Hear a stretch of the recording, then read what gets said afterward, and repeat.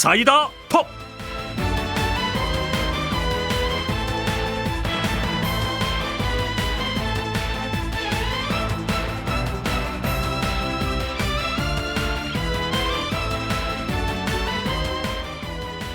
네, 국민의힘과 더불어민주당 공천 이야기는 사이다톡에서 나눠보도록 하겠습니다. 오늘 사이다톡은 우리는 여야 사이다 이런 소제목을 달고 한번 가보도록 하죠. 먼저 여당 패널입니다. 이미 큰 산 하나를 넘으신 분입니다. 국민의힘 1호 공천자이자 강동을 지역에서 단수 공천을 받은 이재영 전 당협위원장 나오셨습니다. 어서 오십시오. 네, 감사합니다. 이제 겨우 동산 하나 넘었고요. 아, 진짜 동산이군요. 큰 산은 이제 본선이죠. 아, 네. 큰 산은 남았다 네, 이런 네. 표현을 해주셨고 이어서 야당 패널입니다. 이분은 요즘 매일 새벽같이 지하철역으로 출근하면서 인사를 하고 계시네요. 이탄희 의원이 불출마를 선언한 용인정 지역에 출사표를 던진 민주당 예비후보십니다. 박성민 전 최고위원 나오셨습니다. 반갑습니다. 네, 안녕하세요. 박성민입니다. 네, 제가 진행하면서는 직접 뵌 건 처음인 것 같습니다. 네, 그동안 뵐 기회가 있었는데 제가 못 와가지고 이렇게 또 뵙게 돼서 반갑습니다. 네, 꼭 나오고 싶었습니다. 아, 네. 요즘 때가 때인지라 정치권 뉴스에 조금 칼바람이 부는 것 같습니다. 네. 덕담으로 일단 서로 좀 훈훈하게 시작을 해볼까요? 어떤 얘기 서로 나눠주시겠어요? 박성민 전 최고위원은 제가 방송으로도 많이 봤고 네. 사석에서도 봤고 또 제가 우리 당에서 굉장히 친한 젊은 정치인들하고도 또 굉장히 그 소통을 많이 하시는 걸로 알고 있고 여러 면으로 굉장히 존경하고 있는 그런 분이고 요번에 용인에 이제 출마를 하셨는데 잘 되셔야지만이 민주당이 잘 될 거다라고 저는 생각합니다. 네, 훈훈했습니다. 네, 굉장히 따뜻하게 말씀을 해주셔가지고 저 이렇게까지 따뜻하게 말씀하실 줄 몰랐는데 네. 일단은 앞에서 사실 큰 산을 넘었다고 하신 표현을 정정하시면서 이제 동산을 넘었다라고 하셨는데요. 사실 선거를 이제 뛴 지 얼마 안 됐지만 뛰어보니까 공천이 절반인 것 같아요. 그래서 첫 시작이 나쁘지 않으신 것 같다 이런 말씀 드리면서 끝까지 네. 체력 관리 잘 하시면서 완주하실 거라고 생각합니다. 감사합니다. 여기 분위기 아주 따뜻하고 좋습니다.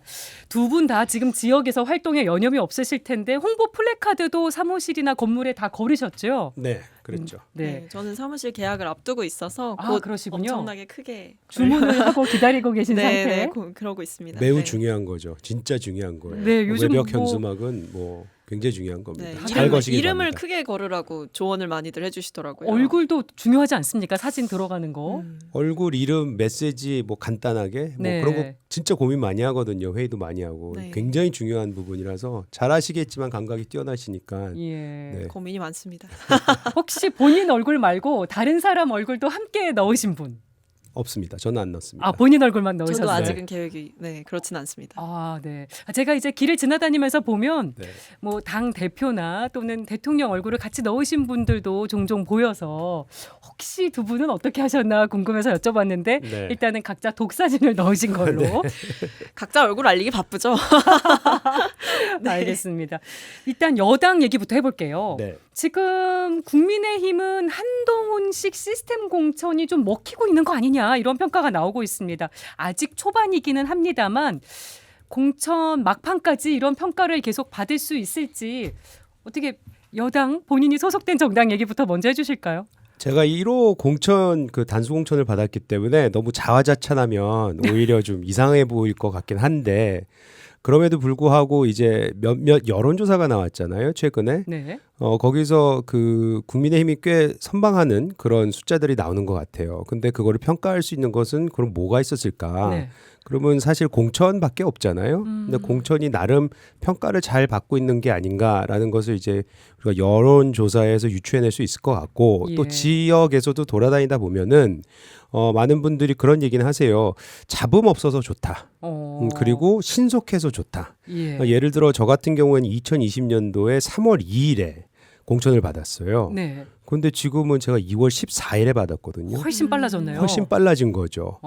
물론 그때는 이제 4월 16일이었기 때문에 조금 느리긴 했지만 그거 따져도 제가 봤을 때는 2주 정도? 그래도 더 빨라요. 2주 정도 빠르거든요. 그렇기 때문에 그런 부분에 있어서는 굉장히 신속하게 네. 했다는 부분을 좀 높게 평가받는 것 같고 또 우리 같은 경우에는 아픔이 있잖아요. 12년도에는 아니었지만 16년도하고 20년도에 소위 말하는 공천 파동이 있었기 때문에 예. 거기에서 굉장히 큰 이제 그 파열음, 아픔, 눈꼴시러운 모습 네. 그런 것들을 많이 우려하고 계셨는데 그런 모습이 최소한 지금까지는 보이지 않고 잡음 없이 잘 정리가 되고 있는 부분에 대해서는 그래도 평가를 어느 정도 해주시는 게 아닌가 좀 그렇게 생각합니다. 국민의힘이 개혁신당을 의식해서 더 이런 부분 공천에 신경 쓰는 거 아니냐는 얘기도 있는데 그런 측면도 있다고 보십니까? 아니요, 저는 개혁신당을 신경 쓸 만큼 우리가 여유가 있지 않아요. 그리고 개혁신당에 이제 계신 분들은 뭐 저희가 평가하기는 좀 그렇고 네. 공천이라는 건 아까 우리 최고위원님도 말씀하셨지만 당내에서 굉장히 복잡하고 네. 이게 사실은 본선이라는 게 있긴 있지만 사실 당 정치에서 가장 중요한 게 공천이거든요. 그럼 네. 거긴 수많은 이제 논의가 되고 굉장히 치열한 이제 물밑 작업이 있는데 그거 신경 쓰다 보면 남의 당 걱정할 수가 없어요. 물론 큰 구도에서 우리가 누굴 보내서 누구하고 대립각을 세워야 되는지 그 공천에 있어서 아니면 선거에 있어서 전체 메시지 어떤 그 모습을 보여주는지는 그건 전략과 전술인 것이지. 예. 지금 개혁신당 그 후보자들이 지금 정해지지도 않았음에도 불구하고 그거를 걱정한다는 건 약간은 좀 아닌 것 같습니다. 국민의힘 상황 챙기기도 바쁘다는 맞습니다. 말씀이셨고요. 민주당 예비 후보로서 국민의힘 공천 상황 어떻게 바라보시는지도 궁금해요. 뭐 인정하기 싫지만 사실 나쁘지 않게 하고 있는 건 사실인 것 같습니다. 오. 저는 뭐 그에 비해서 이제 민주당의 공천 과정에서 너무 좀 잡음이 많은 상황이 개인적으로 좀 아쉽다라는 생각이 많이 들고요. 예. 그리고 이제 사실 한동훈 비대위원장이 취임을 하고 나서 가장 크게 있었던 갈등을 결국에 김건희 여사를 둘러싼 논란에 대처하는 당의 태도 면에서 대통령과의 충돌이 가장 컸던 것 같습니다. 다들 그 부분을 주목했죠. 그렇죠. 그리고 그렇게 되면서 심지어 대통령실에서 좀 한동훈 비대위원장을 향해서 비판했던 것이 사천 논란이었잖아요. 예. 그 대표적인 인물이 김경률 비대위원이었고, 근데 지금 우리가 이렇게 국민의힘의 공천이 나름 속도감 있게 잘 되고 있다라고 평가할 수 있는 이유가 뭘까? 저는 결국 핵심은 김경률 비대위원의 사천 논란이 조기 진압됐기 때문인 것 같습니다. 그러니까 처음에 사실 뭐 박문규 전 산업부 장관 예. 같은 분도 이제 수원에 가게 되면서 뭐 방금 인터뷰하셨던 김용남 전 의원도 신당으로 탈당하시게 되고 네. 이런 여러 가지 잡음이 공천이 시작되기 정말 본격적인 공천이 시작되기 전에 초반에 악재가 다 터지고 나니까 그걸 수습하고 나서는 오로지 지금 이제 본 게임에 집중할 수 있는 상황이 된 것 같아요. 근데 그에 비해서 이제 민주당은 조금 그래도 천천히 공천 작업을 시작하게 되고 있는 거고 예. 그러다 보니까 여러 조사가 돌아가는 과정 이런 과정에서 좀 잡음이 어쩔 수 없이 많이 발생하고 있는 상황인 것 같다. 그러면서 네. 한동훈 비대위원장이 뭐 대통령과 뭐 오찬도 하면서 그 갈등을 진압을 했고 그 악재들이 초기에 터지면서 어떻게 보면 이슈가 너무 많은 정치판이다 보니까 그 초반에 안 좋았던 일들을 지금 국민들이 조금씩 다 잊어가고 있는 게 아닌가 싶습니다. 공천으로 빨리 또 덮이고 덮이면서 네. 국민의힘 공천의 핵심이자 뇌관은 강남 또 영남으로 다들 꼽습니다. 네. 근데 지금 TK를 보면 아직 초반이긴 합니다만 현역 의원이 25명 중에 4명만 공천을 받은 상황입니다. 요거 혹시 텃밭을 물갈이하겠다는 신호 아니냐 이렇게 해석하는 분들도 있는데 어떻게 생각하세요? 충분히 가능하다고 생각을 하고요. 물갈이가 필요한 것은 물갈이를 해야죠. 이제 그걸 어떻게 잡음 없이 하느냐. 예. 그리고 그 후보자들이 어느 정도 수긍할 수 있느냐. 그런 방법론에 있어서 이제 얘기가 나와야 될 텐데 지금까지는 말씀드렸지만 지금 한 89명 정도가 오늘 지금 방금 또 13명 나왔으니까 더 나왔어요. 늘었을 네. 텐데 수많은 사람들이 공천을 지금 받았어요. 단수 공천을. 그리고 나서 이제 남은 게 소위 말하는 그 고차 방정식이라고 얘기를 하시던데 이런 네. 것들이 이제 방금 말씀하셨던 텃밭에서 그럼 어떻게 할 거냐 이게 남은 건데 이제 그게 우리한테는 큰 숙제이지만 제가 봤을 땐 적절한 수준에서 그리고 우리는 지금 시스템 공천을 하고 있기 때문에 거기에 있는 경쟁력이라는 그 비율 뭐 이런 것들을 좀 제대로 반영을 하고 있다고 생각을 해요. 네. 뭐 제 얘기를 해서 조금 죄송하긴 하지만 예를 들어 뭐 김재섭 위원장이라든지 저 저 또 뭐 이승환 위원장이라든지 이런 분들은 이승환은 청와대에서 그러니까 청와대란다 용산에서 일을 했었지만 나와서 당협위원장을 하면서 어느 정도 그 김기현 대표 시절에 그 체제에 대해서 비판도 하고 네. 용산에서 일어나고 있는 일에 대해서 어느 정도 우려의 목소리도 냈었고 한동훈 비대위원장 처음에 들어오실 때도 그랬거든요. 근데 이런 우려의 목소리를 배제하지 않고 오히려 단수공천을 다 줬단 말이죠. 네. 이런 것들을 보면은 우리는 훨씬 더 여러 가지 의견이 받아들여지는 상황이고 그것이 공천에 반영이 됐다. 아니면 최소한 공천에서 불이익을 당하지는 않았다. 이런 네. 분들을 보여주기 때문에 저는 그것도 이제 그 말씀하셨던 여러 텃밭도 그런 경쟁력을 중심으로 해서 공천이 되지 않을까 기대하고 있습니다. 좀 지켜봐 주시죠. 그리고 물갈이도 필요하다는 말씀 해주셨고요. 필요한 곳은 필요하다. 필요한 곳은 필요하다. 또 미묘한 역시 또 민감한 어감이 시기다 다르네요. 보니까. 지금 국민의힘에서는 낙동강 벨트라고 해서 그쪽 이제 텃밭 지역의 몇몇 현역 의원, 중진 의원들의 지역구를 바꾸면서까지 낙동강 벨트 탈환을 주문을 하고 있습니다. 이거 어떻게 보세요? 좀 전략적으로 민주당 입장에서는 긴장이 좀 되실까요? 아니면 효과가 있을 거라고 보십니까? 저희도 뭐 맞대응을 좀 잘해야겠죠. 그러니까 일단은 이런 벨트를 만들어서 프레임을 만들고 이제 언론에 좀 대대적으로 기사화가 되게 하는 거 자체가 사실 공천에 대한 기대감을 시민들로 하여금 불러일으킬 수 있는 장치이기도 해요. 네. 그런 면에서 조금 선수를 빼앗긴 게 아닌가라는 위기의식이 들기는 하는데 어쨌든 저희도 이제 공천이 좀 시작이 되고 있는 국면이니까 앞으로 어떤 전략적인 그 배치를 할 거냐 이건 조금 지켜봐 주시면 좋겠다는 말씀 드리고요. 네.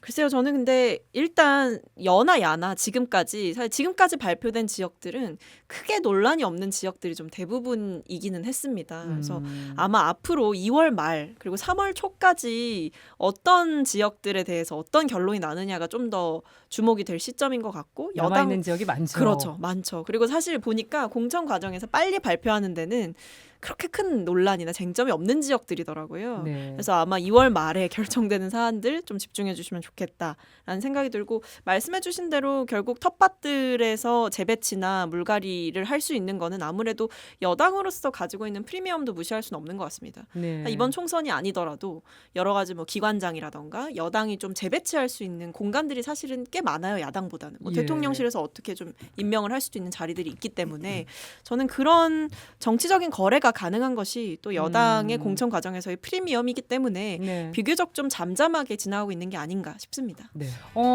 아까 큰 논란이 없는 부분 지역에 대한 공천이 이루어지고 있다고 하셨는데 이 지역은 어떻게 보시는지 궁금해요. 국민의힘의 텃밭인 해운대구에 윤석열 대통령의 복심으로 불리는 분이죠. 주진우 전 법률비서관이 경선 없이 단수 공천을 받았습니다. 요거는 어떻게 보실까요? 이 부분에 대해서는 사실 윤심 공천 아니라는 부분을 국민의힘에서는 많이 강조를 하고 있기도 한데. 그러니까 아마 대통령실과 입장 조율이 좀 된 것 같아요. 그러니까 소위 말해 딱 챙길 사람만 챙기고 있구나. 저는 이런 생각이 좀 들긴 했는데 네. 사실 원래는 저는 국민의힘 내부에서 이런 그 해운대 특히 이제 현역이 불출마한 지역에 이렇게 대통령의 측근이 가는 거에 대해서 좀 더 강한 반발이 있을 거라고 생각했는데 생각보다 큰 반발은 없는 걸 보면서 약간 공감대가 이 당 안에서 이루어진 게 아닌가. 그러니까 윤심 공천이라는 말이 사실은 유효한 부분도 있는 거죠. 이런 면에서는. 왜냐하면 예. 정상적이라면 이 정도로 좋은 텃밭이면 글쎄요. 전략적으로 뭐 경선을 시킬 수도 있고 후보 경쟁력 여러 가지로 조사를 해가지고 할 수도 있는 건데 예상했던 대로잖아요. 그래서 네. 앞에서 제가 여러 가지 말씀을 드렸지만 사실 저도 이 해운대 지역을 보면서 결국에 이 사람은 확실하게 챙기기로 조율이 무언가 됐을 조율이 거다. 됐겠구나. 네. 그런 것들을 추정 가능한 영역이다라고 생각했습니다. 나름 험지를 뛰고 계신 이재영 전 당협위원장님은 텃밭 공천을 받은 분 어떻게 보실지도 궁금합니다. 뭐 저는 우리 제 지역밖에 안 보이기 때문에 텃밭에 전혀 관심이 없고요. 네. 다만 뭐 평론가로서 말씀을 드리자면은 그리고 당원으로서 말씀드리자면은 그 대통령과 함께 일을 했다고 해서 역차별을 당해서는 안 된다고 생각을 합니다. 그리고 이게 큰 틀에서 보면은 저희가 이제 몇 개월 전만 해도 불과 1개월 전만 해도 대통령실에서 이제 내리꽂기를 하지 않겠느냐 이런 우려들을 많은 사람들이 얘기를 했단 말이죠. 예. 근데 그거를 주진우 전 비서관이 해운대를 받았다고 해서 그것이 마치 사실인 마냥 얘기할 수는 없다고 생각을 하고요. 뭐 네. 오히려 예를 들어 뭐 이원모 비서관이라든지 뭐 박진 의원이라든지 장관이라든지 또 뭐 장해찬 후보 같은 경우에도 지금 다 경선을 치러야 되고 앞에 두 분은 또 험지라고 불리는데 간다라는 소식이 있거든요. 네. 그렇기 때문에 오히려 그분들 같은 경우에는 대통령실에서 일하고 가깝다는 걸로 소위 말하는 역차별을 당할 수도 있는 거고 제가 봤을 때는 시적절하게 이슈는 이슈별로 제대로 하고 있다 그렇게 생각을 하고 주진우 비서관에 대해서는 뭐 제가 숫자를 볼 수는 없지만 그래도 들려오는 소리에 의하면은 거기 나왔던 여러 후보들 중에서 예. 경쟁력을 조사해 봤더니 제일 높더라라는 얘기는 하더라고요. 그래서 예. 저는 시스템 공천이 나름 아직 잘 운영되고 있다. 작동을 하고 있다. 그렇게 좀 평가를 하고 싶습니다. 그래도 사전 조율이 있지 않았겠느냐는 박성민 전 최고위원의 발언은 어떻게 보십니까? 사전 조율이라는 게 이 사람은 할까요? 저 사람은 하지 말까요? 뭐 이런 조율이라기보다는 주진우 비서관이라는 그 인물을 보고 이 사람이 과연 들어와서 당에 도움이 되겠느냐. 이 사람이 가지고 있는 스킬셋이라든지 뭐 역량이 네. 앞으로 우리 당이 나가는 데 있어서 도움이 되겠느냐라는 많이 봤을 것 같고 아까 말씀드렸지만 그 안에서 해운대에서 경쟁력 그 조사를 했을 때 가장 높다는 그 소식은 들었기 때문에 그렇게까지 나쁘게 얘기할 수 있는 상황은 아닌 것 같아요. 네. 사실 저는 이 시점에서 가장 후회하고 계신 분은 아마 하태경 의원이 아니실까. 사실 그러니까 제가 이게 윤심 공천이다라고 이 부분에 있어서는 비판을 드릴 수밖에 없는 게 아마 하태경 의원 입장에서는 그렇게 본인이 좀 가까운 지역을 좀 포기하고 떠나면서 네. 좀 청년들에게 기회를 열어줬으면 좋겠다 이런 생각도 분명히 저는 있었을 거라고 보거든요. 그 생각으로 지역구를 내려놨는데 그렇죠. 이제 근데 결국 대통령실 오는 출신 사람이 이제 인사가. 대통령실 출신에 심지어 대통령이 매우 아끼고 음. 좀 좋아한다라는 그 측근이 오신 게 사실 하태경 의원은 심지어 아직 이제 어디로 갈지도 지금 약간 오리무중이잖아요. 예. 그런 면에서 본인이 따가운 그 지역을 어떻게 보면 버리는 결단을 했는데 결국에는 대통령 측근을 꽂기 위한 일종의 교통정리가 있었던 게 아니냐라는 생각을 전 할 수밖에 없을 것 같습니다. 네. 이 부분에 있어서는 하태경 의원한테 약간은 좀 나쁜 소리인 것 같은데 하태경 의원은 거기 3선을 했잖아요. 네. 거기는 그리고 말씀대로 텃밭이에요. 우리 당에서는 텃밭에서 그렇게 오랜 기간 동안 소위 말하는 혜택을 받으면은 그 다음 수순은 본인의 정치 인생을 위해서라도 또 본인의 미래를 위해서라도 이제 험지가 됐던 아니면 다른 길을 선택하는 경우가 매우 많거든요. 그래서 네. 본인이 떠난 것에 대해서는 그 의견을 존중해야 된다고 생각을 하고 하태경 의원 뭐 지금 어디 갈지 모른다고 얘기를 하셨지만 어디 간다고 얘기를 했고 그 안에서 아마 경선이 이루어지지 않을까. 저는 공평한 경선이 이루어지지 않을까 좀 그런 기대를 하고 있습니다. 오히려 네. 뭐 이런 말 앞에 두고 말씀드려서 좀 죄송하긴 한데 민주당 같은 경우에는 지금 사실 뭐 친명 비명 이 얘기가 많이 나오잖아요. 네. 뭐 임종석 전 비서실장에 대한 얘기도 굉장히 많았고요. 네. 그 이름 자체를 아예 여론조사에서 뺐다는 것이 얼마나 많은 비판을 받고 있습니까? 그리고 저는 사실 그것도 굉장히 큰 상징적인 일이긴 하는데 우리 박성민 전 최고위원도 보면은 지금 그 안에 용인에서 지금 뛰시는데 이현욱 전 GH사장 지금 뛰고 있잖아요. 네. 그거는 그 소위 말하는 찐명 중에 찐명으로 지금 되어 있단 말이죠. 그런데 그분하고 지금 경선을 하는데 그것만 보더라도 거기서 어떤 결정을 내리느냐 민주당이 네. 여기서 저는 공천이 보일 거라고 생각해요. 이 공천이 실패하냐 성공하느냐. 제가 봤을 때 민주당이 진짜 살아남기 위해서는 진짜 예. 앞에 있어서 말씀드리는 게 아니에요. 이거는 지금 구도가 생겼기 때문에 말씀드리는 건데 예. 박성민 그 전 최고한테 만약 단수 공천을 준다든지 공정한 기회를 준다면은 그럼 민주당이 변할 기회가 있구나라는 생각이 들 정도로 네. 지금 구도가 각 지역에서 굉장히 뚜렷하게 그것도 당 내에서 이렇게 생기고 있는 것이 좀 보여집니다. 네, 해운대 얘기를 하다가 용인으로 돌아왔습니다. 일단 초반 공천에서는 뭐 일단 숫자상으로 봤을 때 용심이 배제됐다는 평가가 나오고는 있는데 앞으로 남은 국민의힘 공천에서 나는 이 부분 주목해서 보겠다 하는 거 하나씩 꼽아주신다면요? 저는 어쨌든 뭐 강남이 어떻게 정리되느냐를 좀 봐야 될 것 같아요. 결국에 강남에 어떻게 보면 강남이 정말 국민의힘 입장에서는 양지 중에 양지인데 그렇죠. 나름 굵직한 인사들이 다 가서 출사표를 또 던지시고 이런 모습들을 보면서 결국에 이 강남에 누가 가느냐 이거를 봤을 때 정말 진정한 공정성을 평가할 수 있는 잣대는 결국 강남일 것이다 이런 생각은 드네요. 아직 몇 분은 단수 공천을 받았는데 남아있는 공천이 또 그렇죠. 있기 때문에 네네. 봐야 된다는 말씀이시고요. 아까 말씀드렸듯이 쟁점 지역은 결국 늦게 발표가 되기 때문에 네. 이재영 전 당협위원장님은 뭐 어디 주목하세요? 강남 더해서 아까 말했던 여러 텃밭들 여기를 이제 어떻게 공천을 하느냐가 굉장히 큰 이슈로 남을 거고요. 오히려 전 거기에 더하면은 양당 다 위성 정당을 어떻게 어떤 모습으로 출범시키느냐 예. 그것이 저는 공천에 지금 선거에서 굉장히 큰 영향을 미치지 않을까 그런 이슈로 떠오르지 않을까 그런 생각이 좀 드네요. 네, 그 부분이 또 이번 선거의 중요한 변수기도 하죠. 네. 이번에는 민주당으로 가보겠습니다. 민주당 공천 열차는 국민의힘보다는 속도가 조금 느린 것 같아요. 이 계파 갈등 얘기하지 않을 수가 없습니다. 아까 이재영 전 위원장님도 얘기를 해주셨는데 친명 비명에서 지금은 친명 친문으로 좀 나뉘고 있는 뉘앙스가 납니다. 지금 당 분위기 어떻게 느끼고 계세요? 뭐 좀 뒤숭숭하죠. 네, 뒤숭숭하고요. 아무래도 지금 워낙 그 기사들이 쏟아지고 있고 예.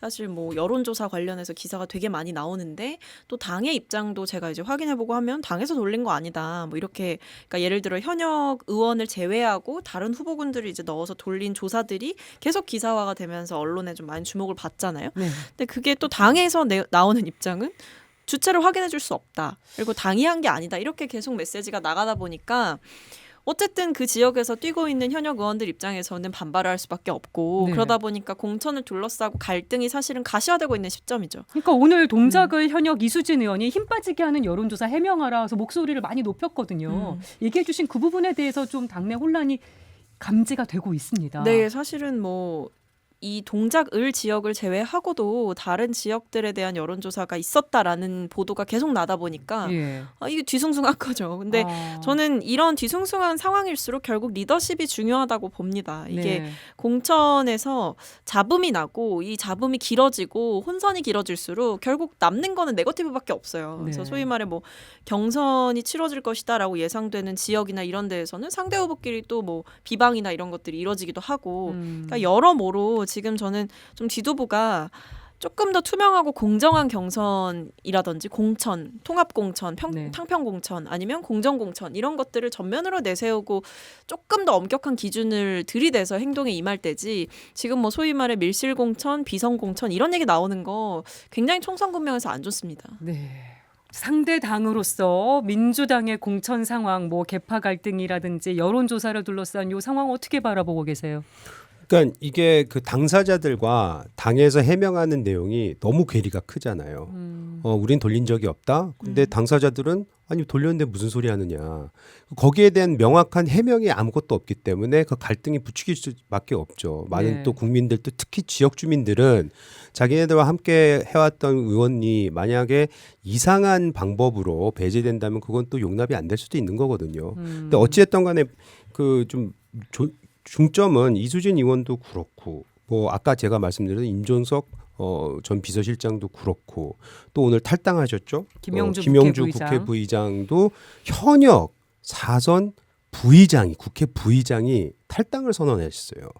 그것은 그것도 말씀하시는데도 친명도 반명도 아니면서 뭐 이러면서 결국에는 이 지도부 체제에서 자기는 굉장히 모멸감을 느꼈다고 말씀하셨잖아요. 네. 그거는 그냥 이재명 대표한테 당신 잘못하고 있다라고 얘기를 하신 거지 않습니까? 그렇기 때문에 당사자들이 이렇게 울분을 가지고 말씀을 하시는 거에 대해서 민주당이 당 차원에서 그닥 이렇게 좀 이해가 가는 정도의 수준의 해명을 못하고 있기 때문에 저는 이 갈등은 쉽게 가라앉지 않을 거다 이런 네. 생각이 들고 조금만 더 우리가 앞으로 가면은 그 모습을 이미 벌써 우리가 이낙연 전 대표가 탈당을 하시고 신당을 창당하면서 보여줬었고 그 원칙과 상식이었나요? 거기 네. 계신 네 분, 물론 한 분은 남아 계시긴 하지만 그분들도 탈당을 해서 좀 신당으로 가지 않았습니까? 네.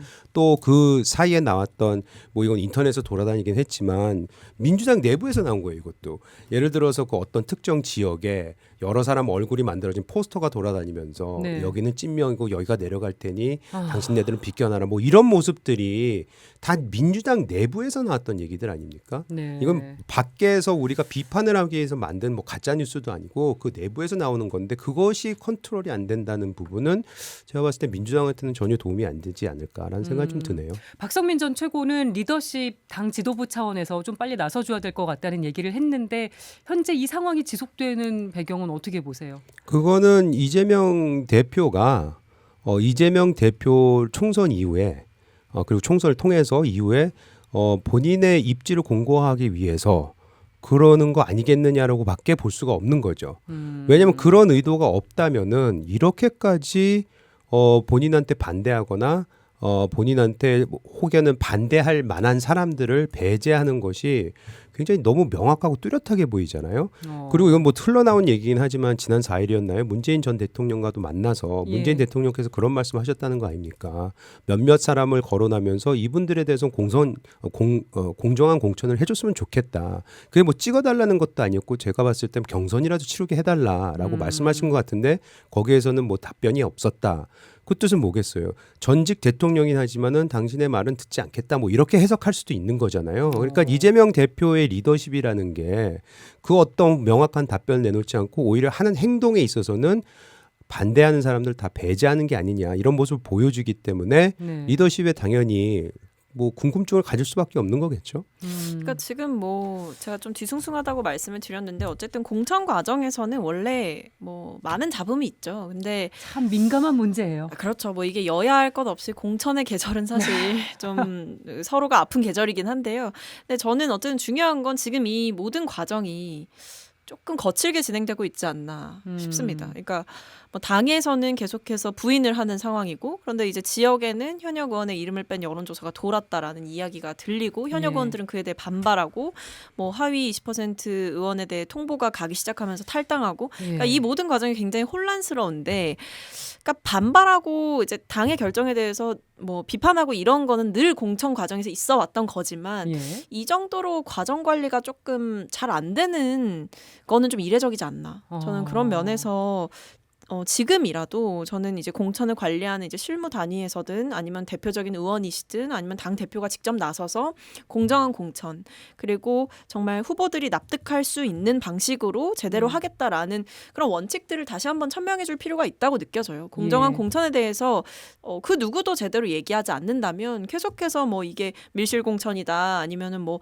친명 챙기기다 이런 방식으로만 프레임이 잡힐 거예요. 심지어 우리 안에서도 그것에 대해서 목소리를 높이는 사람이 나온다고 한다면 이 선거는 사실 누가 누구의 편이냐가 중요한 선거가 아니라 야당 입장에서는 윤석열 정권을 심판해야 되는 선거인데 여기서 야당이 윤석열 정권을 심판하기 위한 공격수로서 역할을 하지 못하고 내분 때문에 제대로 공천 관리가 안 된다면 이거는 동력이 굉장히 약해지는 거거든요. 민주당을 왜 뽑아야 되는가에 대해서 1차적인 설득의 근거조차 제대로 제공하지 못할 수가 있기 때문에 저는 하루빨리 이 내분을 진화해야 된다. 그거는 결국 탕평공천, 공정공천 그리고 이런 부분에서 좀 명확한 원칙을 다시 한번 천명하는 거 이게 되게 중요할 것 같습니다. 오늘 민주당 이제 소속인 김영주 국회 부의장이 탈당한 부분 본인이 하위 평가 20%로 통보를 받았다고 하면서 이제 받아들이지 못하겠다고 했고 혹시 이게 공천 파동으로 이어지진 않을까 우려하는 목소리도 있는 것 같습니다. 어떻게 보시나요? 이거 좀 이제 내부적인 분위기를 조금 살펴야 될 것 같아요. 왜냐하면 제가 이제 좀 들어보니까 김영주 의원 그러니까 부의장께서 굉장히 당내에서 좀 워낙 좋은 인간관계를 가지고 계셨고 굉장히 당내에서 좀 결속력 있게 이제 좀 지내오셨다고 하시더라고요. 그래서 뭐 대표적인 정세균계이기도 하고요. 그런 면에서 만약에 지금 이런 공천 국면에 대해서 정세균 전 총리께서 목소리를 높이시게 된다던가 그러니까 좀 당을 향한 비판 뭐 이런 부분에 대해서 총리들이 좀 가세하게 되는 상황이 올 수도 있고 아니면 김영주 부의장의 탈당에 대해서 좀 지도부의 역할론이 좀 문제를 삼을 수도 있고 당내에서 그러니까 그런 면에서 또 하나의 내분의 요소가 될 수 있는 거라 저는 이 부분에 대해서 글쎄요 당 지도부가 어떤 입장을 내놓을지 좀 지켜보고 있습니다. 네, 요것도 짚어보고 싶습니다. 대전 중구 불출마를 선언하려고 했던 황운하 의원이 오늘 기자회견을 돌연 취소를 했습니다. 이분이 이제 울산시장 선거 개입으로 1심에서 실형을 선고받았고 오늘 뭐 이제 불출마를 선언하려고 했다고 알려졌는데 주변 의원들의 만류로 생각을 좀 더 해보기로 했다고 합니다.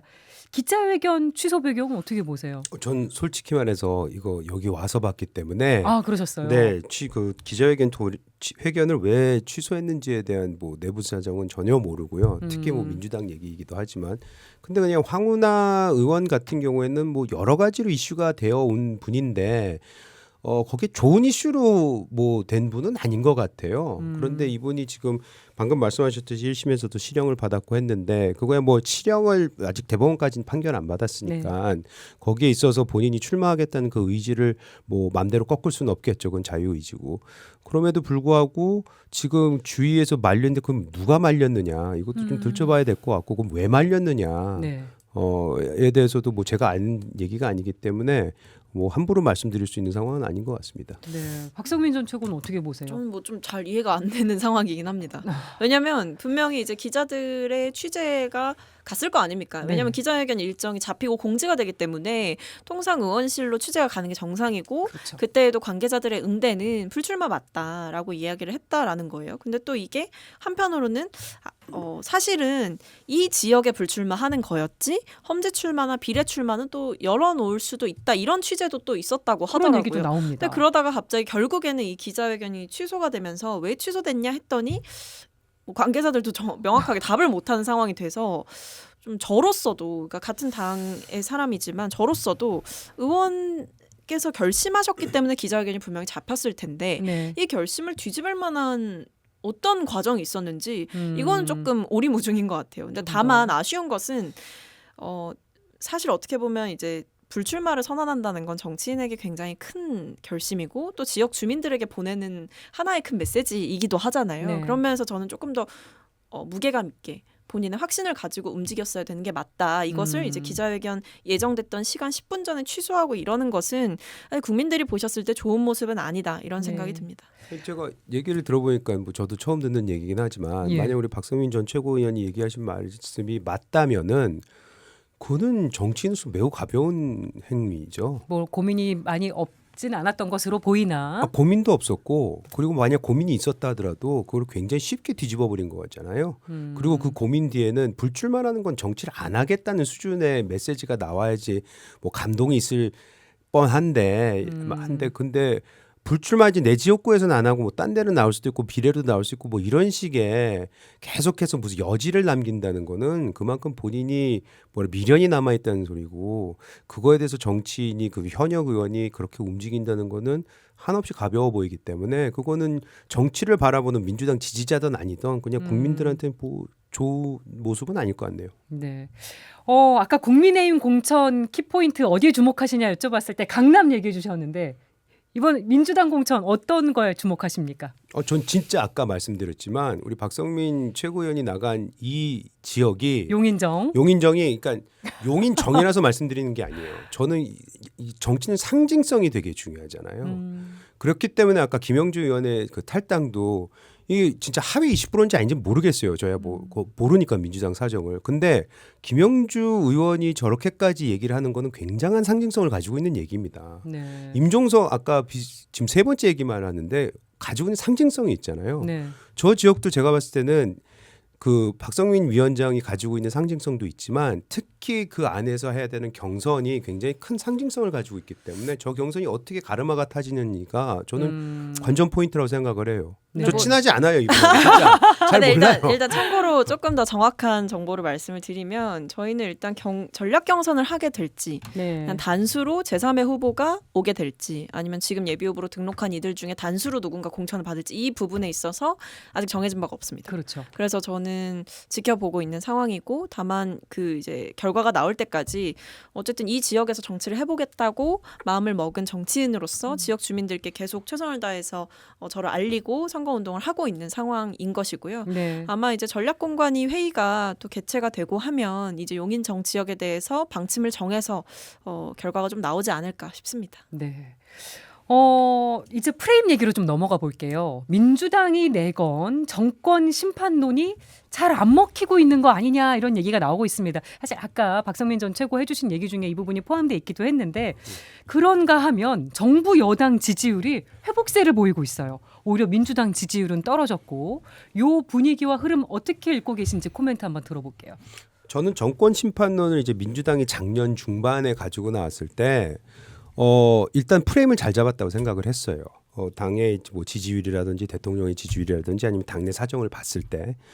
근데 그 민주당이 프레임을 처음에 잘 잡았는데 그럼 지난 6개월간 지난 7, 8개월 동안 본인들이 그러면은 대한 세력인가, 대한 정당인가 이 부분에 대해서는 대답을 못했다고 생각을 합니다. 특히 그 부분이 지금 공천과 관련된 얘기가 우리가 많이 했는데 이런 네. 잡음들, 갈등들을 오히려 부추기면서 그게 수면 위로 드러나면서 저기 민주당이 지금 현재 정권 심판론을 논할 수 있는 자격이 있나?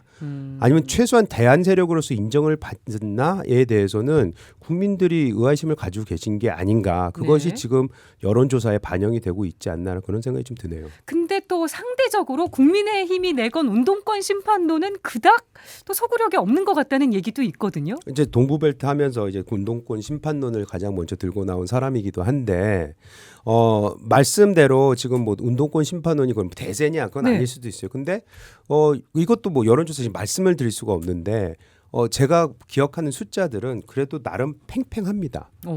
그래서 정권 심판론과 예. 그다음에 운동권 심판론은 꽤 팽팽하고요. 뭐 그 지역구마다 조금 틀리긴 할 거예요. 왜냐하면 어떤 지역구는 민주당은 진짜 운동권 출신에 네. 그리고 운동권 출신이라고 우리가 운동권 심판론이라고는 얘기하지만 사실 특정 세력에 대해서 말씀을 드리는 거거든요. 네. 진짜 86세대에서 진짜 운동권을 민주화를 위해서 거리에 놨던 그 수십만 수백만의 그 대부분의 사람들은 지금 다 자기 살 길 찾아서 사회에서 곳곳에서 열심히 살아가고 계세요. 그분들에 대한 비판이 전혀 아니거든요. 특정 세력인데 그 세력들이 차지하고 있는 지역들 거기는 거기에선 조금 더 이 내용들이 좀 팽팽하게 좀 이어지는 게 아닌가 그런 느낌은 듭니다. 네. 정권 심판론과 운동권 심판론 이 프레임 상황 어떻게 보세요?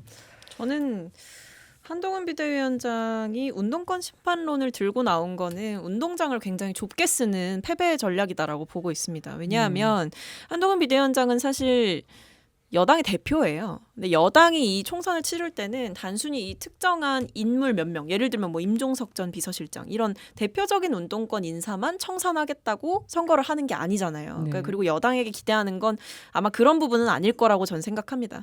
근데 한동훈 비대위원장의 메시지를 보게 되면 어떻게든지 이제 민주당을 조금 원색적으로 비판하려는 듯한 강도 높은 굉장히 자극적인 발언들을 많이 쏟아내게 되면서 네. 이 운동권 심판론을 강조했지만 사실 국민들의 정서상 특히 최근에 뭐 김건희 여사 관련된 논란에 대해서 대처하는 대통령의 태도도 그렇고 보면 운동권 심판론보다도 대통령 심판론이 굉장히 큰 거예요. 그러니까 정권 심판론이라고 보통 우리가 이걸 부르죠. 예. 이거는 민주당이 단순히 부추겨서 나오는 프레임이 아니라 사실은 국민들께서 정말 뼛속 깊이 뭐 김 여사 논란에 대처하는 뭐 대통령실의 뭐 내로남불적인 태도라던가 아니면 이번에 신년 대담에서도 뭐 이런 논란에 대해서 하다못해 제대로 사과도 인정도 하지 않는 모습들 그리고 그동안 쌓여왔던 뭐 R&D 예산 삭감부터 시작해서 여러 가지 이제 국정의 실정들 이런 것들을 국민들은 끝없이 지적을 해왔지만 네. 대통령이 뭔가 전향적으로 국정 운영 기조를 변화시키는 모습은 보여주지 못했고 심지어 최근에는 뭐 카이스트 졸업식에서 뭐 대통령에게 쓴소리 한 번 했다고 막 입 틀어막혀서 뭐 네. 이틀막 정권이라고 지금 민주당에서 비판하고 있잖아요. 근데 정부 여당 지지율이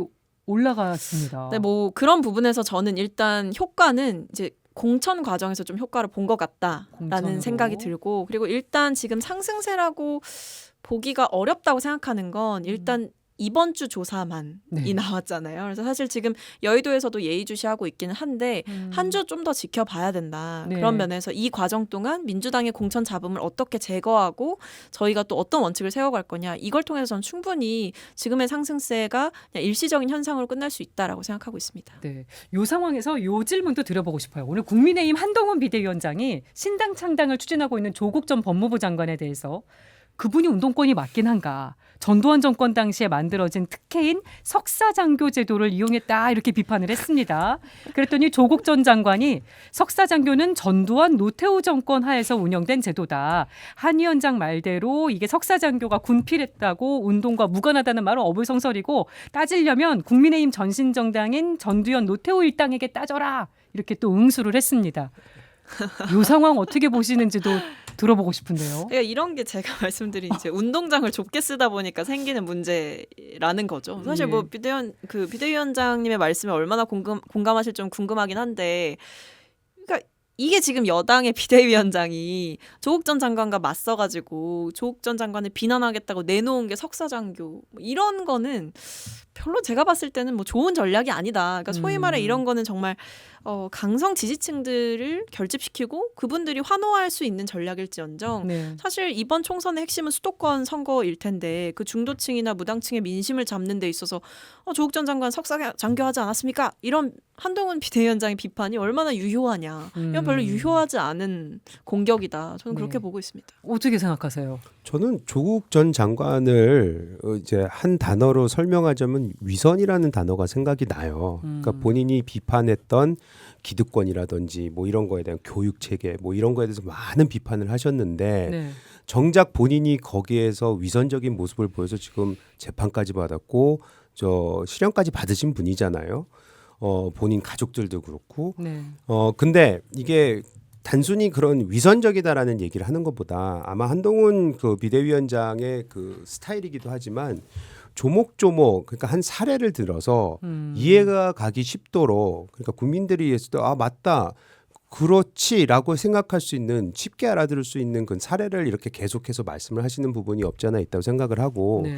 아까 86 운동권으로 다시 잠깐만 돌아가자면은 86 운동권에 대해서 운동장을 이제 좁게 본다고 말씀을 하셨는데 저는 거기 뒤에 있는 더 큰 그림은 뭐냐면 86 운동권 세대를 청산하자고 얘기하는 거에 가장 큰 핵심은 저는 그거 같아요. 세대 교체인 것 같아요.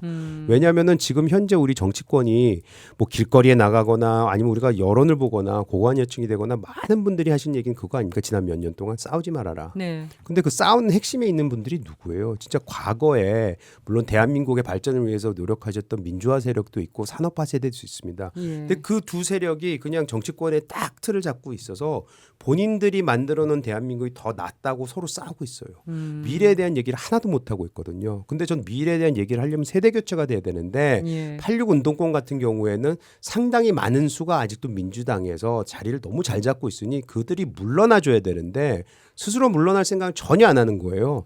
그렇기 때문에 저는 그것이 하나의 아까도 말씀드린 상징적인 프레임이 되지 않았나 그렇게 네. 생각하고 있습니다. 끝으로 마지막 질문 정말 한 줄 답변으로 듣고 마무리하도록 하겠습니다. 김건희 여사가 활동을 재개하는 거 아니냐 이런 얘기가 나오고 있습니다. 어제 넷플릭스 공동 최고 경영자를 윤 대통령이랑 같이 만났다고 하는 거예요. 한 줄 평 어떻게 해주시겠습니까? 누가 먼저 해주실까요? 저는 김건희 여사 문제에 대해서 간보기를 좀 멈추고 국민들 앞에 좀 석고대죄해야 되지 않나 싶습니다. 사실 네. 이렇게 뭐 사진은 공개하지 않았으니까 활동 재개는 아니다라고 보는 시선도 있고 어쨌든 대통령 일정에 따라갔으니까 활동 재개다 이렇게 보는 게 있는데 네. 저는 이 모든 게 좀 간을 보고 있는 것 같아요. 국민들의 반응이 어떤지 이제는 네. 활동 재개를 해도 되는지 저는 그런 면에서 대통령실에서 굉장히 비겁하게 대처를 하고 있다고 생각해서요. 네. 간보기 멈추고 잘못된 부분에 대해서 국민들께 공식적으로 사죄해라 이런 네. 말씀드리고 싶습니다. 이재용 전 위원장님은요? 외부 활동을 재개했다는 평가는 너무 시기상조다 이렇게 어... 평가하겠습니다. 네. 짧고 굵게 병해 주셨습니다. 오늘 사이다톡 여기까지 하겠습니다. 두 분 고맙습니다. 감사합니다. 감사합니다.